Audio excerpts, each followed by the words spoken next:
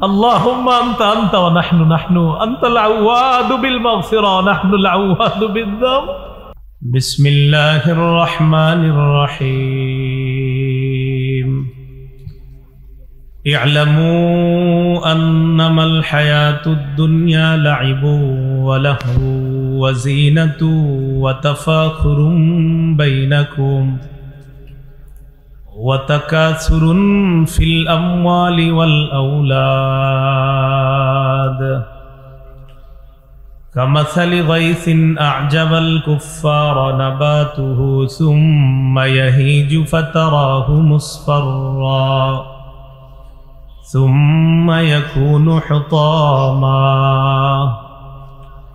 اللهم صل على محمد وعلى آل محمد كما صليت على إبراهيم وعلى آل إبراهيم إنك حميد مجيد. اللهم بارك على محمد وعلى آل محمد كما باركت على إبراهيم وعلى آل إبراهيم إنك حميد مجيد. اللهم إني أعوذ بك من شر لساني وشر سمعي وشر بصري وشر مني.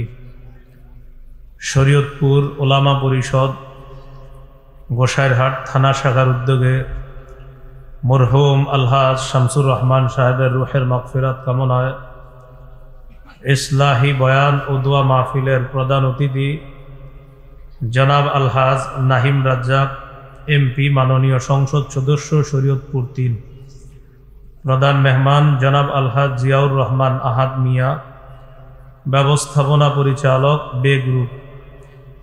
গুরুত্বপূর্ণ আলোচনা পেশ করেছেন হযরত মাওলানা মুফতি হাবিবুল্লাহ মাহমুদ কাসিমি দামাত বরকাতুহুমুল আলিয়া, মুহাদ্দিস জামিয়া মাদানিয়া বাড়িধারা ঢাকা, সাবেক ইমাম ও খতিব দারুল উলুম দেওবন্দ ভারত। হজরতের পুরো আলোচনাই শুনেছি আমি 1 ঘন্টা 37 মিনিট আগে আপনাদের এলাকায় এসেছি। আমার বয়ানের কথা ছিল 10টায়, আমি ঠিক 10টার 7 মিনিট আগে আপনাদের এরিয়াতে। তো যাই হোক, হজরতের আলোচনাও শুনছিলাম। হজরতের আগে যেটা গজল পেশ করা হয়েছে সেটাও শুনেছি। ওলামা তলাবা আমরা এলমে নববীর নুরানি সে আবা বলছিল না একজন, আবু তাহের মেজবা সাহেবের লেখা, ওইটাও শুনছি পুরাটা। পাশে একটা কামিল মাদ্রাসা মাঠ আছে মনে হয়, ঠিক না? ওই মাঠে দাঁড়ায় দাঁড়ায় পুরা বয়ান শুনতেছিলাম। হজরত সূরা তাকবীরের সর্বশেষ আয়াতের উপর আলোচনা করছিলেন, এরপর একটা হাদিসে কুদসি পেশ করেছেন। হজরতের হায়াতে আল্লাহ বরকত দান করেন। স্থানীয় উলামায়ে কেরাম হজরত মাওলানা মুফতি সৈয়দ মহিউদ্দিন, প্রধান উপদেষ্টা শরীয়তপুর ওলামা পরিষদ মুহতামিম সিরাজউদ্দিন কওমি মাদ্রাসা গোসাইরহাট, হজরত মাওলানা আবু বকর সভাপতি শরীয়তপুর ওলামা পরিষদ, হজরত মাওলানা আব্দুল বাতেন সাবেক উপাধ্যক্ষ খলিলুর রহমান ইসলামিয়া ফাজিল মাদ্রাসা। আজকের মাহফিলের সভাপতি হাফেজ মাওলানা মুফতি সাজ্জাদ আলম, সভাপতি শরীয়তপুর ওলামা পরিষদ গোসাইরহাট থানা শাখা। উপস্থিত হজরত উলামায়ে কেরাম, মুসলমান ভাইয়েরা,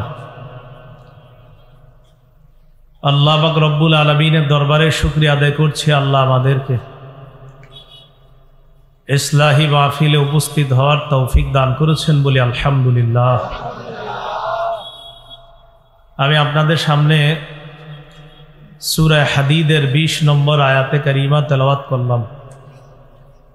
এই আয়াতে আল্লাহ পাক রব্বুল আলামিন বলেন, ইয়ালামু, তোমরা জেনে রাখো, আন্নামাল হায়াতুদ দুনিয়া লাইবু ওয়া লাহবু ওয়া জিনাহ, পার্থিব জীবন খেল তামাশা,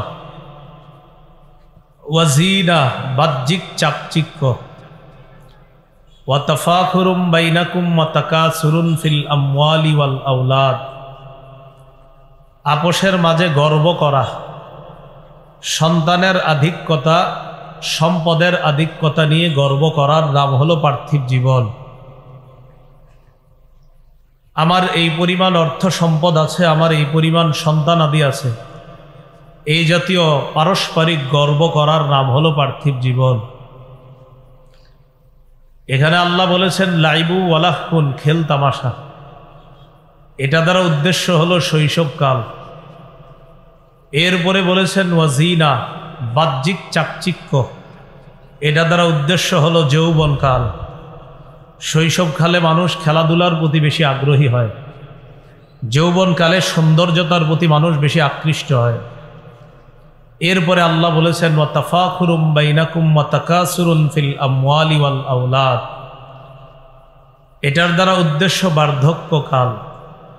বয়সে উপনীত হওয়ার পর মানুষ আপোষে গর্ব করে, আমার সন্তান এতজন, আমার নাতি নাতনি এতজন, আমার এতটা সন্তান অমুক দেশে থাকে। এগুলা মানুষের গর্বের বিষয় হয়ে যায়। আল্লাহ বলেন তাদের এই যে গর্ব করার বিষয়, বাহ্যিক সৌন্দর্য আর খেল তামাশার দৃষ্টান্ত কেমন? কামাথালি গাইসিন, মেঘের মতো। যেই মেঘ থেকে বৃষ্টি আসে দুনিয়াতে, আসার পর ওই বৃষ্টি থেকে উদ্ভিদ বের হয়, ফল ফলাদি ফসল বের হয়। আজাবাল কুফার নাবাতুহু, যেই উদ্ভিদ কৃষকদেরকে মুগ্ধ করে। বৃষ্টির পানি দ্বারা যা হয়, ঘাস ফসল, এগুলা কৃষককে মুগ্ধ করে। সুম্মা ইয়াহিজু, এরপর তা পাকে। ফাতারাহু মুসফাররা, এরপর দেখবেন আপনি তা হলুদ বর্ণ ধারণ করে, পীত বর্ণ ধারণ করে। সুম্মা ইয়াকুনু হুতামা, এই সুন্দর ফসলটাও এক পর্যায়ে চূর্ণ বিচূর্ণ হয়ে যায়। ফসলের সৌন্দর্যতা চিরদিন থাকে না, কৃষককে চিরকাল এটা মুগ্ধ করবে না। ধান হয়েছে অনেক সুন্দর, মাশাআল্লাহ, এটা কতদিন, কিছুদিন পর কেটে ফেলবে। আল্লাহ বলেন পার্থিব জীবনটা এমন, খেল তামাশা, বাহ্যিক সৌন্দর্য, চাকচিক্য, সন্তানের আধিক্যতা, সম্পদের আধিক্যতা নিয়ে গর্ব করা, এটা চিরস্থায়ী না। কৃষককে যেমন উদ্ভিদ এটা কিছুদিন মুগ্ধ করে, এরপর আবার শেষ হয়ে যায়। মানুষের এই পৃথিবীর জীবনে যে বাহ্যিক সৌন্দর্য আর খেল তামাশা, আপোষের সাথে গর্ব করা, এটা চিরদিন থাকবে না, এটাও একদিন শেষ হয়ে যাবে। আল্লাহ বলে এটার নামই দুনিয়া। এটার নাম কি? দুনিয়া, পার্থিব জীবন। এরপর আল্লাহ বলেন ওয়াফিল আখিরাতি আযাবুন শাদীদ ওয়া মাগফিরাতুম মিনাল্লাহি ওয়া রিদওয়ান। এই মানুষগুলোর মধ্যে তারা যখন মানুষ আখেরাতে যাবে, আখেরাতে যাওয়ার পর কিছু মানুষের জন্য কঠিন আযাব থাকবে, আর কিছু মানুষের জন্য থাকবে আল্লাহর পক্ষ থেকে ক্ষমা এবং সন্তুষ্টি, অর্থাৎ তারা আল্লাহর জান্নাতি হয়ে যাবে। এবার আল্লাহ সর্বশেষ ফিনিশিংয়ে বলতেছে ওয়ামাল হায়াতুদ দুনিয়া ইল্লা মাতাউল গুরুর। পার্থিব জীবন এটা হলো ধোকার কিছু উপকরণ ছাড়া আর কিছু না। এটা ধোকার জায়গা। এখানে মানুষ বিভিন্ন ভাবে ধোকাগ্রস্ত হয়। আল্লাহ আমাদের এই পার্থিব জীবনে যেন আমরা শৈশবকাল, যৌবনকাল আর বার্ধক্যকাল, 3 কাল যদি পেয়ে যাই, আল্লাহ যদি বাঁচায় রাখে, আমরা যেন কাজে লাগাতে পারি, আখেরাতওয়ালা জীবন গঠন করতে পারি। আল্লাহ তৌফিক দান করেন। সহিহ বুখারীর বর্ণনা 6413 নম্বর হাদিস, কিতাবুর রিকাক, কোমল হওয়া অধ্যায়, শিরোনাম বাবুলা আইশা ইল্লা আইশুল আখিরাহ, আখিরাতের জীবন প্রকৃত জীবন। এই হাদিসের বর্ণনাকারী রাসূলুল্লাহ সাল্লাল্লাহু আলাইহি ওয়াসাল্লামের সাহাবী আনাস ইবনু মালিক রাদিয়াল্লাহু তাআলা আন, তিনি বলেন ক্বালা রাসূলুল্লাহ সাল্লাল্লাহু আলাইহি ওয়াসাল্লাম আল্লাহুম্মা লা আইশা ইল্লা আইশুল আখিরাহ ফাসলিহিল আমসার ওয়াল মুহাজিরা।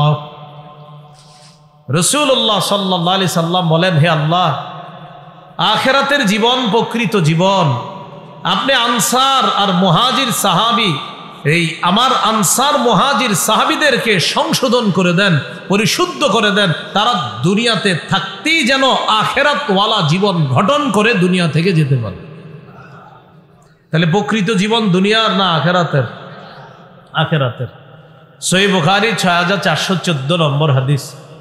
এই হাদিসের বর্ণনাকারী সাহাল ইবনু সাদ আস-সাঈদী রাদিয়াল্লাহু তাআলা তিনি বলেন, কুন্না মা রাসূলিল্লাহি সাল্লাল্লাহু আলাইহি ওয়াসাল্লাম ফিল খানদাক ওয়া হুয়া ইয়াহফিরু ওয়া নাহনু নানকুলু তুরাব। আমরা রাসূলুল্লাহ সাল্লাল্লাহু আলাইহি সাল্লামের সাথে খন্দক যুদ্ধে ছিলাম। খন্দক মানে গর্ত করা, খন্দক মানে গর্ত, পরীক্ষা। সালমান ফারসি রাদিয়াল্লাহু তাআলা আনহু রাসূলুল্লাহ সাল্লাল্লাহু আলাইহি সাল্লামের একজন বিখ্যাত সাহাবী, বয়স্ক একজন সাহাবী। তিনি রাসূল সাল্লাল্লাহু আলাইহি সাল্লামকে অভিজ্ঞতার আলোকে পরামর্শ দিলেন গর্ত খনন করার জন্য, পরীক্ষা খনন করার জন্য, যেন কাফেররা ওপাশ থেকে এই পাশে আসা কষ্টকর হয়ে যায়। তার পরামর্শক্রমে রাসূল সাল্লাল্লাহু আলাইহি সাল্লাম গর্ত খননের কাজ শুরু করলেন। ওই গর্ত খননের কাজে আল্লাহর নবীর সাহাবীদের সাথে নবী নিজেও অংশগ্রহণ করলেন। তো সাহাবী বলেন, আমরা নবীজির সাথে ছিলাম। ওয়া হুয়া ইয়াহফিরু, নবী তখন গর্ত খনন করতেছিলেন। ওয়া নাহনু নানকুলুত তুরাব, আমরা মাটি বহন করে স্থানান্তরিত করছিলাম। দেখবেন দেশ গ্রামে মাটি কাটলে একদল কাটে, আরেক দল বহন করে আরেক জায়গায় নিয়ে যায়। এটা আমরা করতেছিলাম। ওয়া ইয়ামুরু বিনা, নবীজি আমাদের আশেপাশে একটু ঘুরতে লেগছেন। প্রথমে মাটি কাটেন, আবার কিছুক্ষণ ঘুরেন, দেখে আমরা কাজ কেমন করি। আমাদের কাজের গতি বাড়ানোর জন্য আল্লাহ রাসূল আল্লাহর কাছে বললেন, আল্লাহুম্মা লা আইশা ইল্লা আইশুল আখিরাহ ফাগফির লিল আনসারি ওয়াল মুহাজিরা। আল্লাহ, আখিরাতের জীবন প্রকৃত জীবন। আমার আনসার মুহাজির এই সাহাবীরা কত কষ্ট করতেছে, আল্লাহ আমার আনসার মুহাজির সাহাবীদেরকে আপনি মাফ করে দেন। তাহলে বলেন প্রকৃত জীবন কোনটা? আখিরাতের। প্রকৃত জীবন কোনটা? আখিরাত। আখিরাতের জীবন যে আপনি গঠন করবেন দুনিয়াতে থাকতে, এর অর্থ হলো দুনিয়াতে হালালভাবে আপনি চলবেন, হালাল কামাই করবেন, বাকি আখিরাত সামনে রাখবেন। এটা হলো আখিরাতের জীবন। একটা বর্ণনা শুনলে বিষয়টা সহজে স্পষ্ট হবে। সহিহ বুখারীর 6417 নম্বর হাদিসের অধীনে আলী রাদিয়াল্লাহু তাআলা আনহুর একটি বক্তব্য ইমাম বুখারী রাহমাতুল্লাহ আলাইহি আনছেন। আন আলী ইবনে আবি তালিব রাদিয়াল্লাহু তাআলা আনহু قال ইরতাহালাতিদ দুনিয়া মুদবিরাতান ওয়ারতাহালাতিল আখিরাতু মুকবিলা। আলী রাদিয়াল্লাহু তাআলা আনহু বলেন, দুনিয়া পিছিয়ে যাচ্ছে, পিছনের দিকে যাচ্ছে, আখিরাত এগিয়ে আসতেছে। দুনিয়া পিছনের দিকে যাচ্ছে মানে দুনিয়ার আয়ু ফুরিয়ে আসতেছে। ওয়ারতাহালাতিল আখিরাতু মুকবিলা, আখিরাত এগিয়ে আসতেছে। ওয়ালিকুল্লি ওয়াহিদাতিম মিনহুমা বানুনা, দুনিয়া আখিরাত উভয়ের সন্তান আছে। দুনিয়ারও সন্তান আছে, আখিরাতেরও সন্তান আছে। হযরত আলী বলেন, ফাকুনু মিন আবনাইল আখিরাহ, তোমরা আখিরাতের সন্তান হও। ওয়ালা তাকুনু মিন আবনাইদ দুনিয়া, তোমরা দুনিয়ার সন্তান হয় না। এর দ্বারা উদ্দেশ্য হলো তোমরা দিনদার হও, দুনিয়াদার হয় না। তাহলে দুনিয়া আখিরাত এই দুইটার উদাহরণ দিলেন হযরত আলী। দুনিয়া পিছনের দিকে যাচ্ছে, আখিরাত এগিয়ে আসতেছে, খুব তাড়াতাড়ি আখিরাত আসতেছে। দুনিয়ারও সন্তান আছে, আখিরাতেরও সন্তান আছে। দুনিয়ার সন্তানরা এরা হলো দুনিয়াদার, আখিরাতের সন্তান এরা দুনিয়াতে থাইকাও এরা হলো দিনদার। দিনদার কারা? যে যারা দুনিয়াতে থাইকা হালালভাবে দুনিয়া কামাবে ঠিক, কিন্তু আখিরাত ভুলবে না, তারা হলো দিনদার। আর যারা দুনিয়া কামায় আখিরাত ভুলে যায়, তারা হলো দুনিয়াদার। তাহলে দুনিয়া বৈধভাবে কামাবেন কিন্তু আখিরাত ভুলবেন না, এটা দিনদার। কিন্তু দুনিয়া কামাই করতে গিয়ে আখিরাত ভুলে গেলেন, এটা দুনিয়াদার। আল্লাহ আমাদের সকলকে আখিরাতের সন্তান, দিনদার হওয়ার তৌফিক দান করেন। আর একটা হাদিস শুনলে স্পষ্ট হবে বিষয়টা। সহিহ বুখারীর 6425 নম্বর হাদিস। এই হাদিসটা শোনার আগে দুইজন সাহাবীর নাম আগে মুখস্থ করতে হবে আপনারা। বলেন আমার সাথে, আবু উবায়দা। একটু মুখস্থ রাখলে চলবে, আমি পুরাটা বলি, যদি পারেন কেউ পুরাটা মুখস্থ রাখেন। বাকি পুরাটা হলো আবু উবায়দা ইবনুল জাররাহ, পুরা নামটা আবু উবায়দা ইবনুল জাররাহ। আপনারা খালি আবু উবায়দা মনে রাখলেই হবে। আরেকজন সাহাবী বলেন আলা, তারও একটা পুরা নাম আছে, আলা ইবনুল হাজরামি। কি নাম? আলা ইবনুল হাজরামি। তো যাও, দুইজনের নামটা হলো, একজনের নাম আবু উবায়দা ইবনুল জাররাহ। আপনারা সাধারণ যারা আছেন শুধু আবু উবায়দা মনে রাখলে হবে। আর আরেকজনের নাম আলা ইবনুল হাজরামি, তার নামটা পুরাটা যদি স্মরণ না থাকে শুধু আলা মনে রাখলে হবে। হাদিস বুঝার আগে একটু বুঝেন, বাহরাইনের নাম শুনছেন না সবাই? অনেকেই বাহরাইন থাকে। বাহরাইনের অধিবাসীর সাথে রাসূল সাল্লাল্লাহু আলাইহি সাল্লামের একটা চুক্তি হয়েছে। সন্ধি চুক্তি করার পর ওই বাহরাইনের গভর্নর বানায়া দিলেন নবী তার এক সাহাবীকে। ওই সাহাবীর নাম আলা ইবনুল হাজরামি। গভর্নরের কাজ হলো তিনি মুসলমানদের পাশাপাশি অমুসলিম যারা আছে তাদেরও জানমালের নিরাপত্তা দিতে হবে। এটা হলো সন্ধি চুক্তির একটা শর্ত থাকে।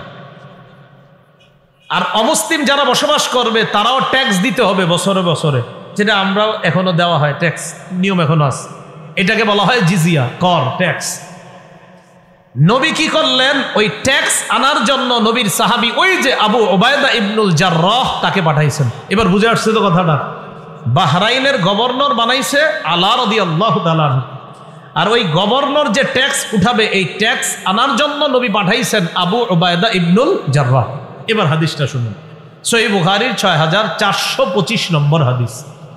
এই হাদিসের মধ্যে আসছে আন্না রাসূলুল্লাহ সাল্লাল্লাহু আলাইহি ওয়াসাল্লাম বাআসা আবা উবায়দা ইবনুল জাররাহ ইলাল বাহরাইন ইয়াতি বিজিজিয়াতিহা ওয়া ক্বাদ সালাহা রাসূলুল্লাহ সাল্লাল্লাহু আলাইহি ওয়াসাল্লাম আহলাল বাহরাইন ওয়া আমারা আলাইহিমুল আলা ইবনুল হাজরামি।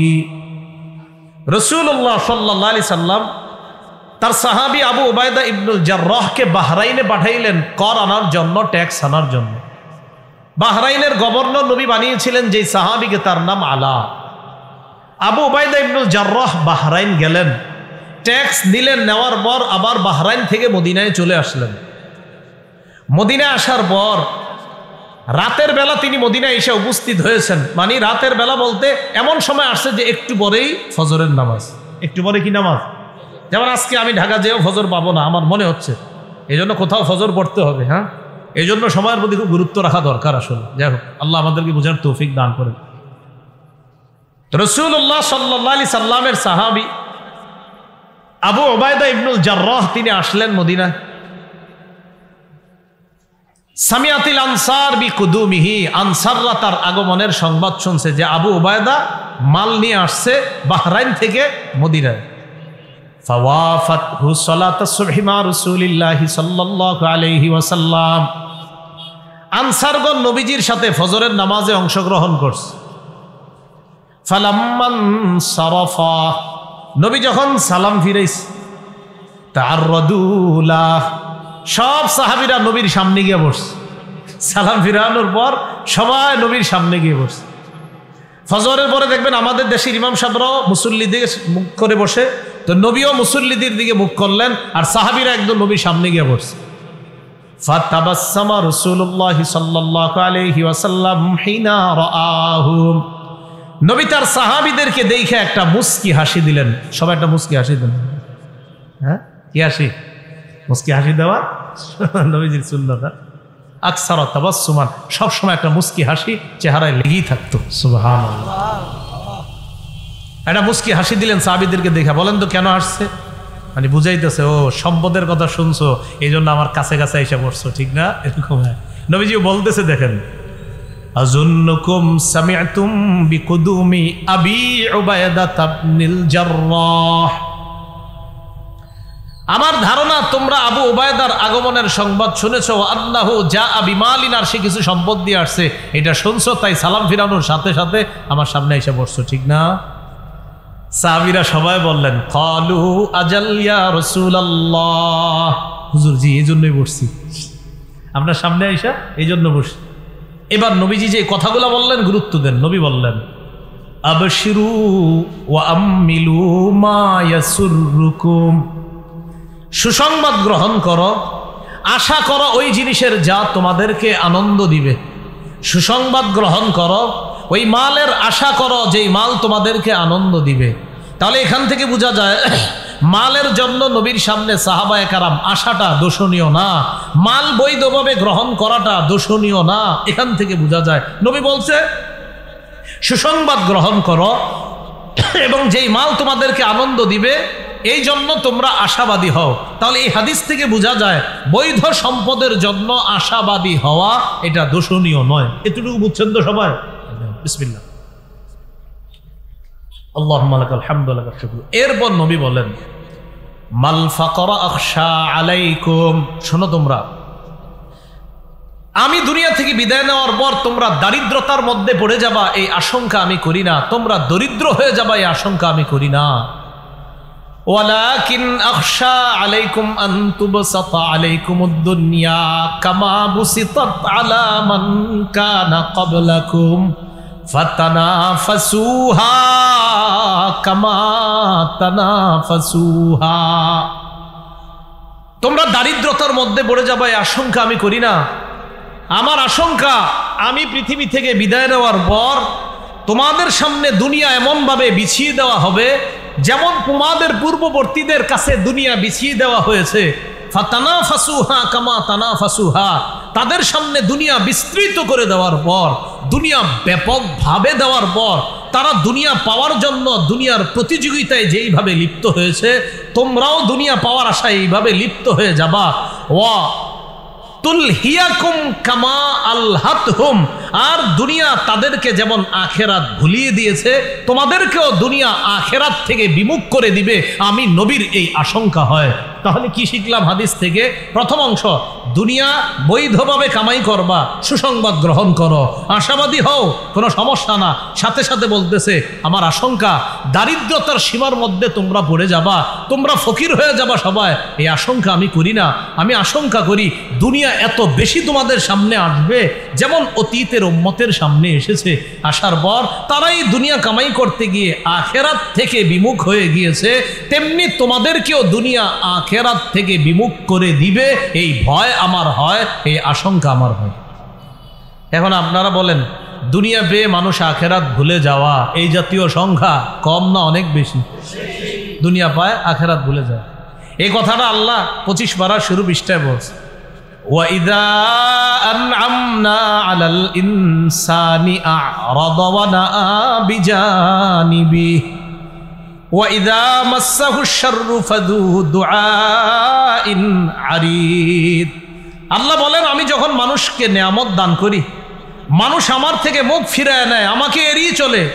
সূরা হামিম আস-সাজদা 51 নম্বর আয়াত, হাফিজি কোরআন মাজিদ 25 পারা 1 নম্বর পৃষ্ঠা, সূরা হামিম আস-সাজদার 51 নম্বর আয়াত। আল্লাহ বলেন ওয়াইদা আনআমনা আলাল ইনসান, আমি যখন মানুষকে নেয়ামত দান করি আ'রাদ, মানুষ আমার থেকে মুখ ফিরিয়ে নেয়, ওয়া নাআ বিজানিবি, ও আমারে পাশ কাইটা চলে।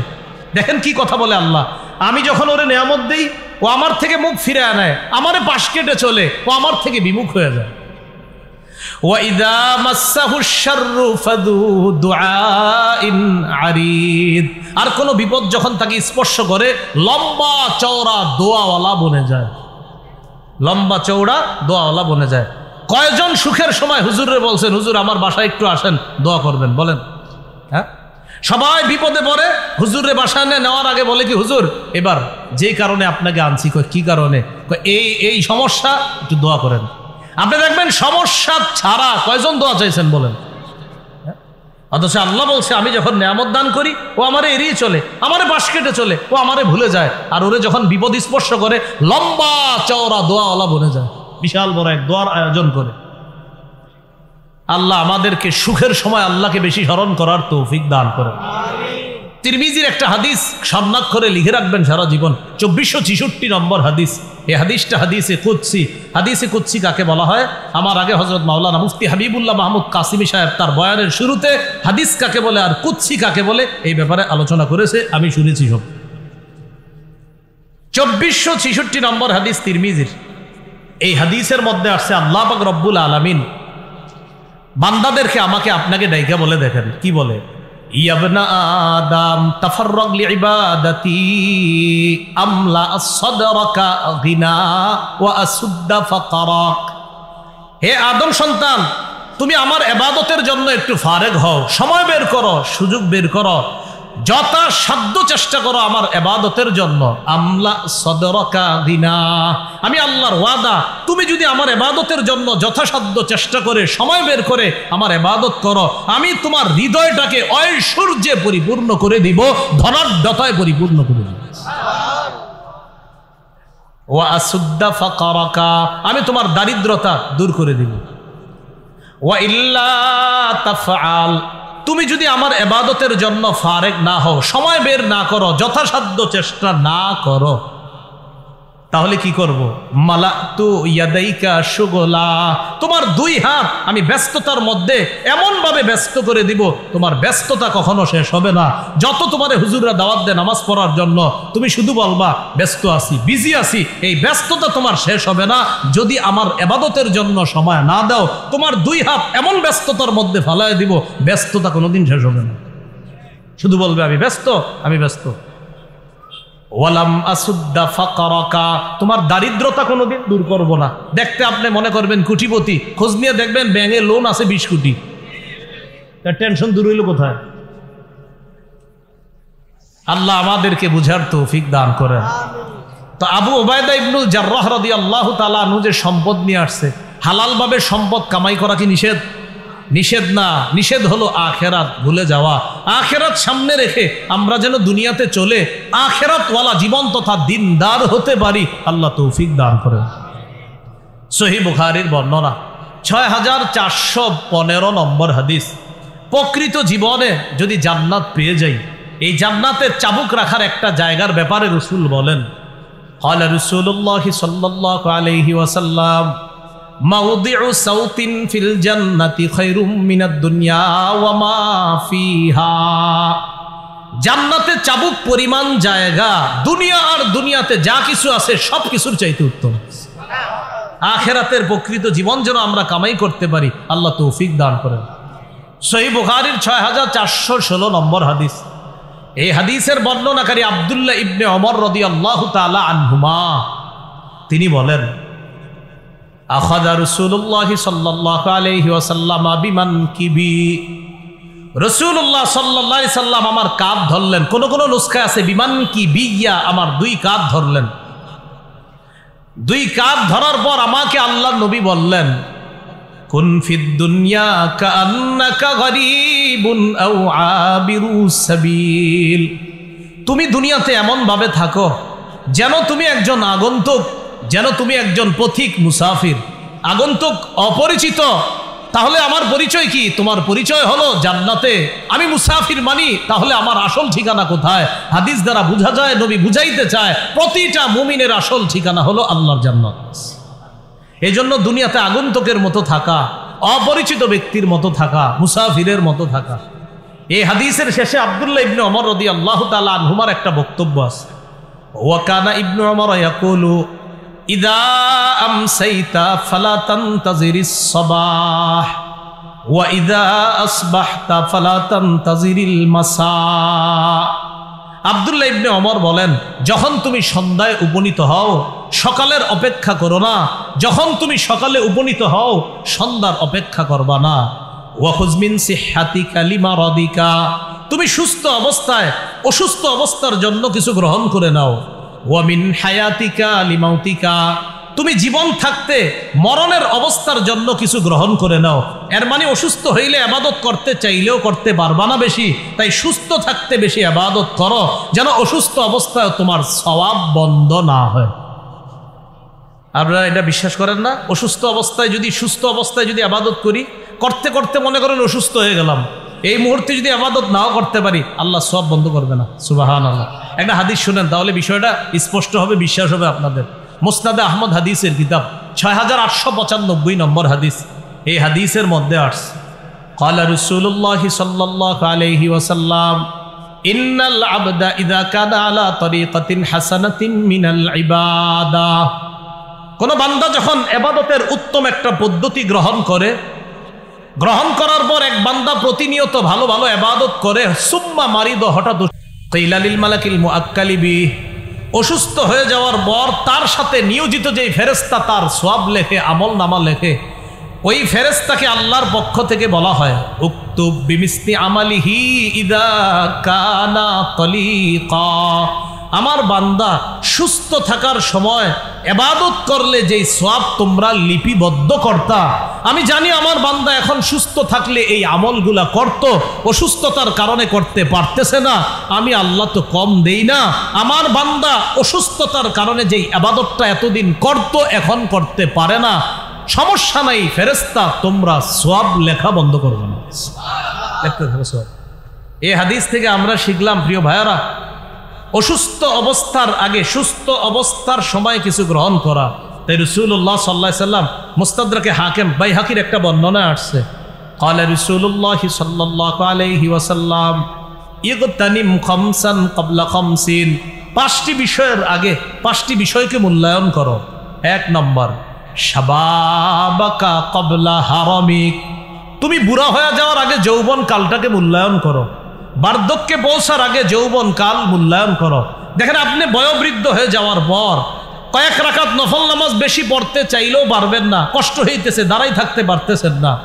আপনি বার্ধক্যে পৌঁছার পর 4 রাকাতওয়ালা নামাজ মাঝে মাঝে আপনি স্মরণে থাকে না কি 3 না 4 রাকাত, কারণ এটা হতেই পারে, বয়স যখন একটা পর্যায়ে বার্ধক্যে পৌঁছে যায় স্মরণ শক্তি মানুষের কমে যায়। তাই নবী বললেন বার্ধক্যে পৌঁছার আগে যৌবন কালটাকে তুমি মূল্যায়ন করো। 2 নাম্বার, ওয়াসিহহাতাকা ক্বাবলা সাকামিক, অসুস্থ হওয়ার আগে সুস্থতার অবস্থাটাকে তুমি মূল্যায়ন করো। এটা আগেও বলছি, অসুস্থ অবস্থায় আপনি চাইলেও এত বেশি ইবাদত করতে পারবেন না, সুস্থ অবস্থায় যেই পরিমাণ ইবাদত করতে পারবেন। সুস্থ অবস্থায় 100 বার সুবহানাল্লাহ পড়া আপনার জন্য সহজ, অসুস্থ অবস্থায় 10 বার পড়া আপনার জন্য কষ্টকর। 3 নাম্বার, ওয়াগিনাকা ক্বাবলা ফাকরিক, তুমি দরিদ্র হওয়ার আগে ধনাঢ্য অবস্থাকে তুমি মূল্যায়ন করো, ধনী অবস্থাটাকে তুমি মূল্যায়ন করো, টাকা পয়সাটা তুমি মূল্যায়ন করো, সঠিক কাজে কাজে লাগাও। 4 নাম্বার, ওয়াফারাগাকা ক্বাবলা শুগুলিক, তুমি ব্যস্ত হওয়ার আগে অবসর সময়টা কাজে লাগাও। দেখেন আপনারা অফিসে রওনা করছেন, কেউ কোথাও রওনা করছেন, আপনি জানেন যে আমার পৌঁছতে আরো 1 ঘন্টা লাগবে, এই 1 ঘন্টা আপনি কি করবেন? আল্লাহর রাস্তায় সময়গুলা নষ্ট করেন না। জান্নাতে জান্নাতি যারা হবে সবার একটা আফসোস থাকবে, সব জান্নাতীদের একটা আফসোস থাকবে, আমি যদি আরেকটু বেশি সুবহানাল্লাহ বলতাম, আমি যদি দুনিয়ার ওই সময়টা কাজে লাগাইতাম, তো আজকে জান্নাতে আমার অবস্থানটা এখানে না হয়ে আরো একটা উন্নত অবস্থানে আমি থাকতাম। এই আফসোস জান্নাতীরা করবে। এই জন্য দুনিয়ার যেই সময়টা আপনার চলে গেল এই সময়টা আর ফিরে আসবে না, সত্যি ফিরে আসবে না, এই সময়টার আফসোস আপনার শেষ হবে না। তাই নবী 4 নম্বরে বললেন ফারাগাকা ক্বাবলা শুগুলিক, ব্যস্ত হওয়ার আগে অবসর সময়টা তুমি মূল্যায়ন করো। সহিহ বুখারীর বর্ণনা আসছে 6412 নম্বর হাদিসে আছে, নি'মাতানে মাগবুনুন ফীহিমা কাসীরুম মিনান নাস আস-সিহহাতু ওয়াল ফারাগ, 2টি নেয়ামতের ব্যাপারে অধিকাংশ মানুষ ধোঁকার মধ্যে, প্রতারণার মধ্যে, অধিকাংশ মানুষ 2টি নেয়ামতের ব্যাপারে উদাসীন। কয়টা? 1 নাম্বার সুস্থতা, 2 নাম্বার অবসর সময়। সুস্থতার নেয়ামতটা মানুষ কাজে লাগায় না, অবসর সময়টা মানুষ কাজে লাগায় না। তাই নবী বললেন 4 নাম্বার, অবসর সময়টা কাজে লাগাও ব্যস্ত হওয়ার আগে। 5, ওয়াহায়াতাকা ক্বাবলা মাউতিক, মরার আগে তোমার জীবনটাকে তুমি কাজে লাগাও, মরার আগে তোমার জীবনটা তুমি কাজে লাগাও। প্রিয় ভাইয়েরা, 5টা প্রশ্ন করার আগে 2 পা নড়বে না। এটাও আমাদের হাবিব মুফতি হাবিবুল্লাহ মাহমুদ কাসিম হিসাবে এই হাদিসটা আপনাদের সামনে সামান্য বলছে। আল্লাহর হাত আছে কি নাই এই কথা আলোচনা করতে গিয়ে মাখলুকের প্রশ্ন করা হবে কিয়ামতের ময়দানে। 2416 নম্বর হাদিস তিরমিজির হযরতে আলোচনাটা করছেন, লা তাজুলু কদামা ইবনি আদম হাত্তা ইউসআলা আন খামসিন, 5 প্রশ্ন করার আগে আদম সন্তানের 2 পা নড়বে না। হযরত বুঝাইতেছিলেন এই 5 প্রশ্নের মধ্যে আল্লাহ কেমন, আল্লাহর হাত আছে না নাই, এই প্রশ্ন কি আছে, এটা বুঝাইতেছিলেন সবাই, ঠিক না? আমি কিন্তু বয়ান শুনতেছিলাম। এই 5 প্রশ্ন করার আগে আদম সন্তানের 2 পা নড়বে না। 1 নাম্বার, আন উমরিহি ফিমা আফনা, জীবন সম্পর্কে প্রশ্ন করা হবে, জীবন কোন কাজে কাটিয়েছে। 2 নাম্বার ওয়া আন শাবাবিহি ফিমা আবলা, যৌবন সম্পর্কে প্রশ্ন করা হবে, যৌবন সে কোথায় বিনাশ করেছে। 3 নাম্বার ওয়া আন মালিহি মিন আইনা ইকতাসাবা, সম্পদ সম্পর্কে জিজ্ঞাসা করা হবে, সম্পদ সে কোথা থেকে কামাই করেছে। 4 নাম্বার ওয়া ফিমা আনফাকা, সম্পদ সে কোন খাতে ব্যয় করেছে এই প্রশ্ন করা হবে। 5 নাম্বার ওয়া আন ইলমিহি বিমাযা আমিলা ফিমা আলিমা, এলেম সম্পর্কে জিজ্ঞাসা করা হবে, ওয়াজ মাহফিলে এসে যা জানছেন তা মানছেন কিনা এই ব্যাপারে হবে 5ম প্রশ্ন। এই যে ওয়াজ মাহফিলে আসছেন না আপনারা, যা জেনেছেন তা মেনেছেন কিনা এই প্রশ্ন হবে 5 নাম্বার। তো বলছিলাম দুনিয়ার জীবন আসল জীবন না, প্রকৃত জীবন আখেরাতের জীবন।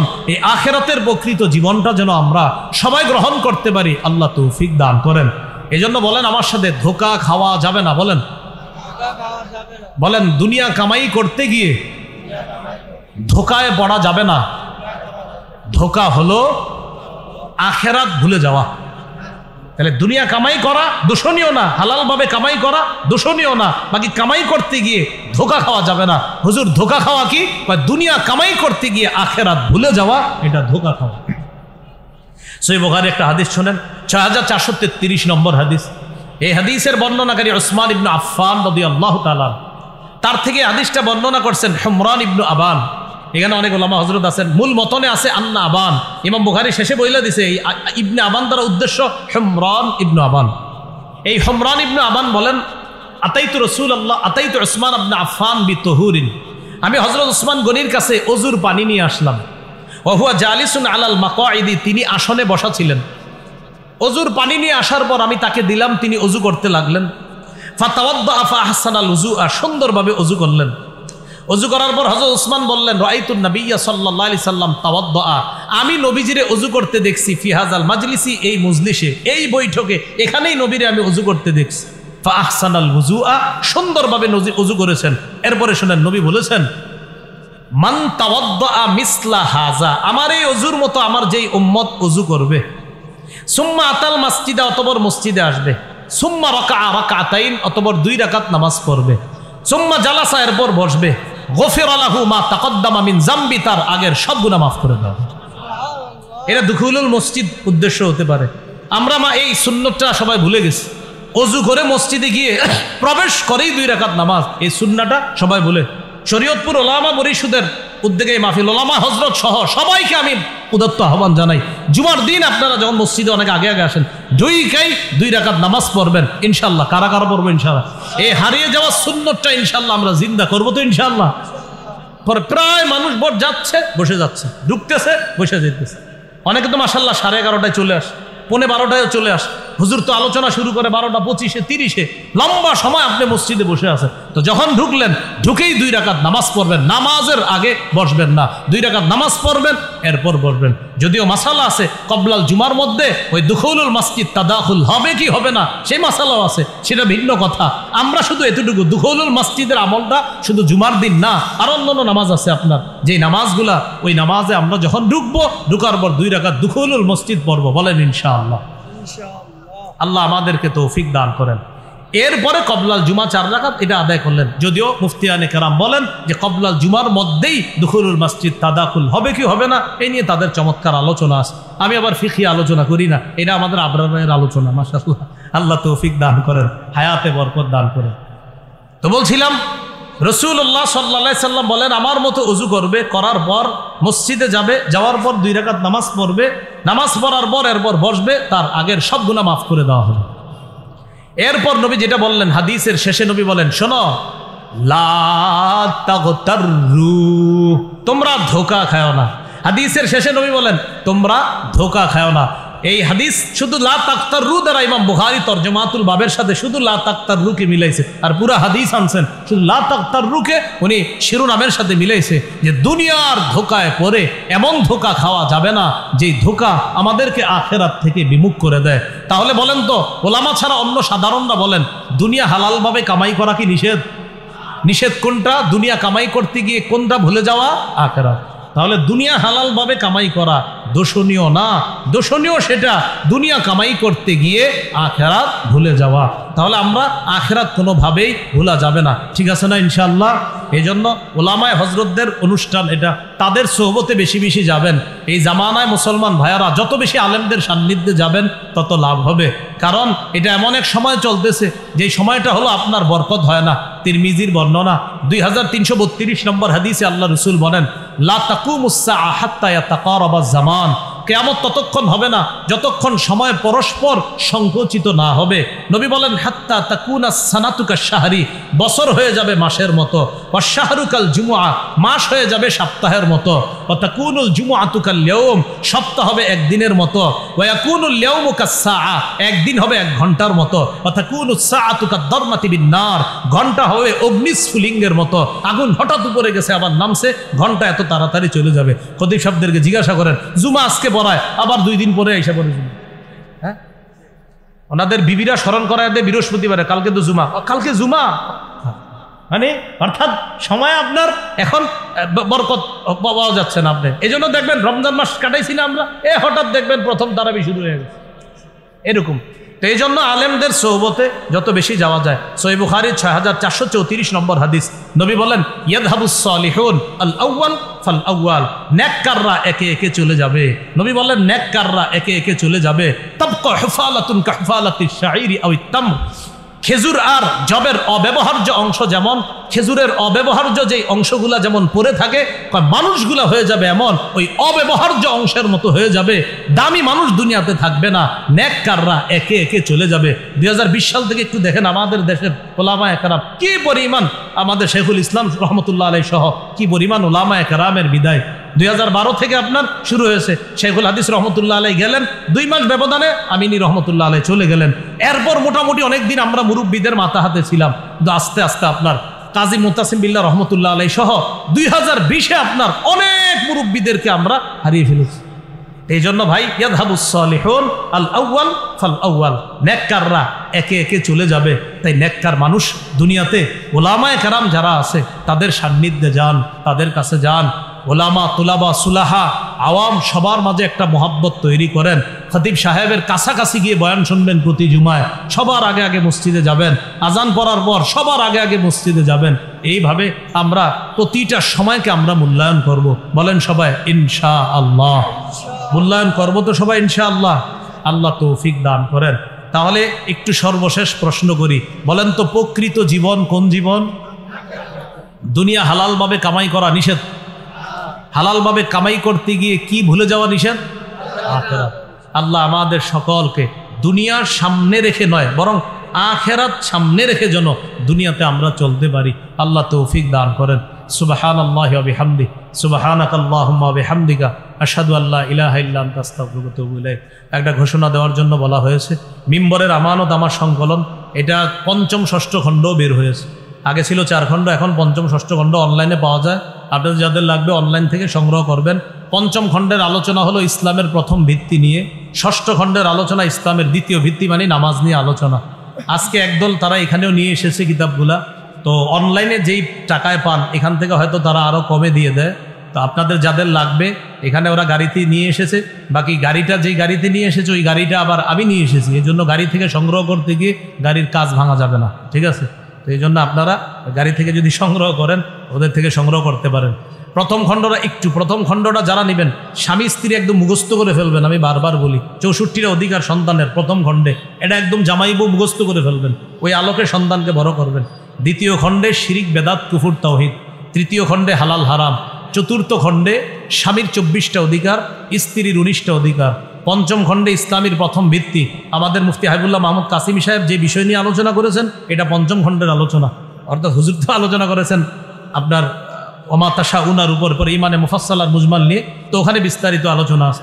আর ষষ্ঠ খণ্ডের আলোচনা হলো ইসলামের দ্বিতীয় ভিত্তি, নামাজ নিয়ে আলোচনা। আল্লাহ আমাদের সকলকে আজকে যে আলোচনাগুলো শুনলাম বললাম আমল করার তৌফিক দান করেন। আলহামদুলিল্লাহ রাব্বিল আলামিন ওয়াল আকিবাতু লিল মুত্তাকিন ওয়াসসালাতু ওয়াসসালামু আলা সাইয়্যিদিল আমবিয়া ওয়াল মুরসালিন ওয়া আলা আলিহি ওয়া আসহাবিহি আজমাইন। রব্বানা যালামনা আনফুসানা ওয়া ইল্লাম তাগফির লানা ওয়া তারহামনা লানাকুনান্না মিনাল খাসিরিন। রব্বিরহামহুমা কামা রাব্বায়ানি সাগীরা রব্বিরহামহুমা কামা রব্বায়ানি সগীরা। মাবুদ মেহেরবান মাওলা, আল্লাহ মেহেরবানি করে আজকের এই মাহফিলকে আপনি কবুল করেন। উলামায়ে কেরামের আয়োজনকে আপনি কবুল করেন। আল্লাহ উলামায়ে কেরামের এই আহ্বানে এলাকাবাসীর সর্বশ্রেণীর মুসলমানরা স্বতঃস্ফূর্তভাবে সাড়া দিয়েছে মাওলা, মেহেরবানি করে তাদের এই মোহাব্বত আপনি কবুল করে নেন। আল্লাহ উলামায়ে কেরামের সাথে তাদের এই লেগে থাকা, তাদের এই সম্পৃক্ততা, তাদের এই ভালোবাসা আরও যেন মজবুত হয় মাওলা। ভবিষ্যতে উলামায়ে হজরত যেন এই মানুষগুলোকে নিয়ে আরও বেশি বেশি কাজ করতে পারে তৌফিক দান করেন। আল্লাহ এলাকার উলামা, তুলাবা, সুলাহা, আওয়াম সকলকে কবুল করে নেন। আল্লাহ আমার পূর্বে যারা আলোচনা করেছে, বিশেষ করে হজরত মাওলানা মুফতি হাবিবুল্লাহ মাহমুদ কাসিমি দামাত বরকাতুহুম, তিনি আমাদের এই দেশের আল্লাহ প্রথম সারির উলামায়ে কেরামদের একজন। হজরত সহ আমাদের দেশের বুজুর্গ আলেম যারা এখনো বেঁচে আছে মাওলা, আল্লাহ তাদেরকে হায়াতে তৈয়বা দান করেন। আল্লাহ দিনের দিন তো আমরা বুজুর্গ শূন্য হয়ে যাচ্ছি মাওলা, অভিভাবক শূন্য হয়ে যাচ্ছি মাওলা। আল্লাহ মাঝে মাঝে যখন চিন্তা করি, কি আশ্চর্যের বিষয়, আমাদের দেশেই তো হাফিজি হুজুর ছিলেন, আমাদের দেশেই তো বীরজি হুজুর ছিলেন, আমাদের দেশেই তো পাহাড়পুরি রহমতুল্লাহ আলাই ছিলেন, আমাদের দেশেই গর্ব করার মতো শাইখুল হাদিস ছিলেন, আমাদের দেশের সিংহ আল্লামা মুফতি আমিনী ছিলেন। আল্লাহ আমাদের দেশের আল্লাহ প্রথিত দশা আলেমে দিন হযরত মাওলানা কাজী মুতাসিম বিল্লাহ, তিনি ছিলেন ফকিহুল মিল্লাহ। মুফতি আব্দুর রহমান রহমতুল্লাহ আলাই ছিলেন শাইখুল ইসলাম, আল্লামা আহমদ শফি রহমতুল্লাহ আলাই ছিলেন কায়েদে মিল্লাত। হাফেজ মাওলানা জুনায়েদ বাবু নগরী রহমতুল্লাহ আলাই ছিলেন। আল্লাহ গর্ব করার মতো কত আলেম আমাদের দেশে ছিল মাওলা, তারা ছিলেন কিন্তু এখন নাই মাওলা। আল্লাহ মেহেরবানি করে তাদের কবরগুলা জান্নাতের বাগান বানায়া দেন। আল্লাহ তাদের কবরগুলা জান্নাতের বাগান বানায়া দেন। আল্লাহ আমরা তাদের রেখে যাওয়া আমানত, তাদের রেখে যাওয়া সন্তান, তারা যে ইখলাসের সাথে কাজ করছে, আমাদের মাঝে যে সেই ইখলাস নাই মাওলা, আল্লাহ আমরাও যেন ইখলাসের সাথে ঈমান ইয়াকিন নিয়ে আমরাও যেন কাজ করতে পারি, তৌফিক দান করেন। আল্লাহ এই হাদিস যখন বলি, আপনার নবী বলছে তাবকা হুফালা, মানুষগুলো এমন হয়ে যাবে নেককাররা বিদায় নিতে নিতে অব্যবহার্য খেজুর আর জবের অংশের মতো মানুষ পড়ে থাকবে। আল্লাহ ওই যুগ তো আর বেশি দিন বাকি নাই, চলছেই তো এই যুগ মাওলা। মেহেরবানি করে আল্লাহ আমাদের এই হায়াতের মধ্যে আপনি বরকত দান করেন। ছোট্ট একটা জীবনে এরপরেও কত গুনাহে লিপ্ত হয়ে যায় মাওলা, মেহেরবানি করে সমস্ত গুনাহ থেকে আমাদেরকে হেফাজত করেন। আল্লাহ আমাদের দেশের উলামা, তুলাবা, সুলাহা সকলকে আপনি কবুল করে নেন।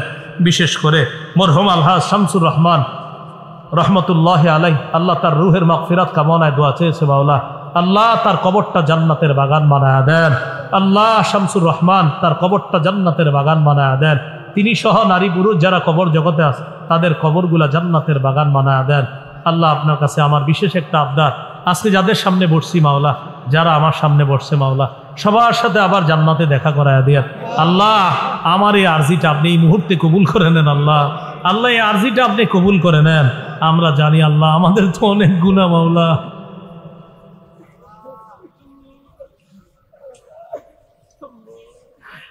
اللهم أنت ونحن أنت العواد بالمغفرة ونحن العواد بالذنب।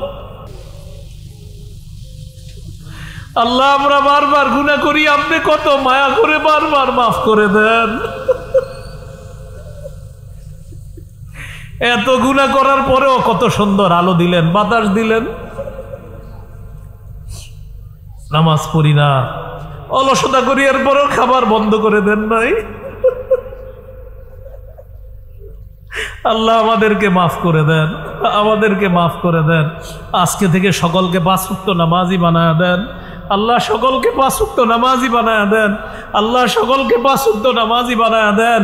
আল্লাহ সকলকে 5 ওয়াক্ত নামাজি বানায়া দেন। ঈমান ইসলাম তাওহীদের উপর অটল থাকার তৌফিক দান করেন। আল্লাহ ঈমান নিয়ে যেন বাঁচতে পারি, মুসলমান পরিচয় যেন ভরতে পারি, তৌফিক দান করেন।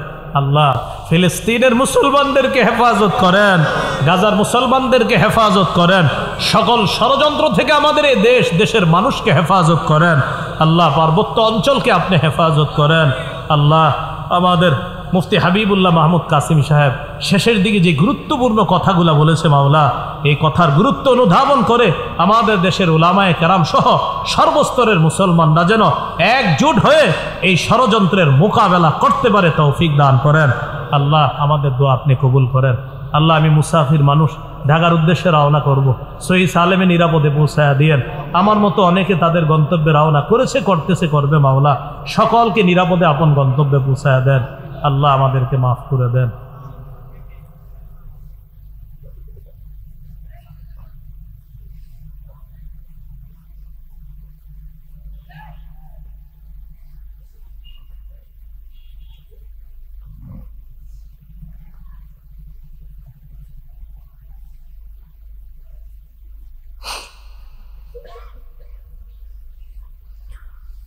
ربنا تقبل منا إنك أنت السميع العليم وتب علينا إنك أنت التواب الرحيم وصلى الله تعالى على خير خلقه محمد وعلى آله وأصحابه أجمعين سبحان ربك رب العزة عما يصفون سلام على المرسلين الحمد لله رب العالمين السلام عليكم ورحمة